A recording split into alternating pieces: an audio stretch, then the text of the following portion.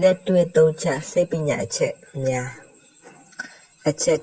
1လူတယောက်ကမင်းလာလို့ရှိရင်20စက္ကန့်လောက်ဆော့ပြီးမှပြန်ပြီးတော့ပြောပါ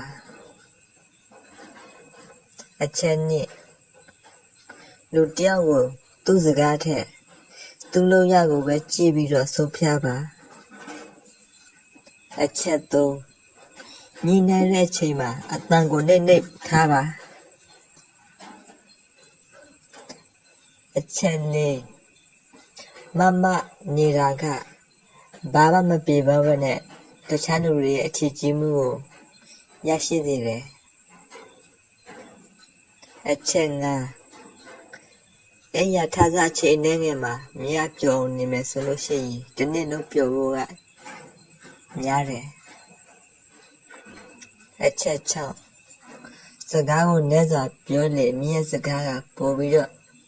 လူတွေအပေါ်မှာလွှမ်းမိုးနိုင်ဆုံးရှိနေဖြစ်တယ်အချက်9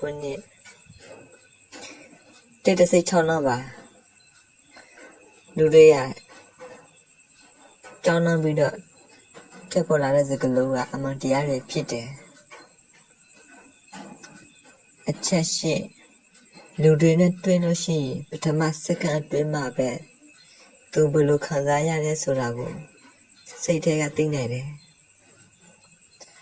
အချက်9ရွေးချယ်မှုကိုဖြည်းဖြည်းလုပ်တာကနောက်ဆုံးမှာအကောင်းဆုံးကိုရရှိစေတယ်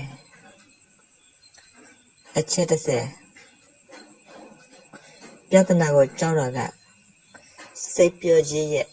ဒီကိတတစ်ခုဖြစ်တယ်ကျေးဇူးတင်ပါတယ်